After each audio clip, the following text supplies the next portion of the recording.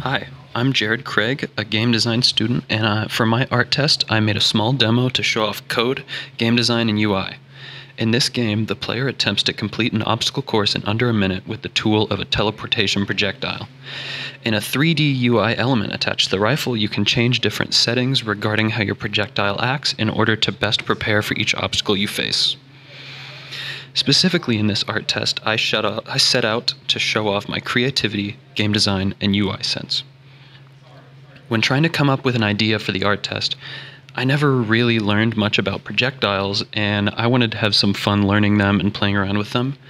And I figured that just shooting isn't a ton of fun and isn't a great show off of creativity, so I decided to add a puzzle element to it, and I gave the player the ability to customize their projectiles and the ability to teleport to it in order to get around any sort of obstacles I put in front of them. This allows for multiple approaches to obstacles and situations, whether it be a platformer, a shooter, or a puzzle game. Once I created the blueprints needed to give functionality, I focused on the design at the demo level. In order to show off the mechanic, I chose to have 4 obstacles, one for each bounce number option and one for gravity. These obstacles are also blocked by walls that allow projectiles but don't allow players, but still are transparent so that the player can see what they're facing, and it gives them the ability to prepare for their approach to the problem. I also included the ability to destroy the projectile at any time so that the player isn't forced to teleport to the projectile.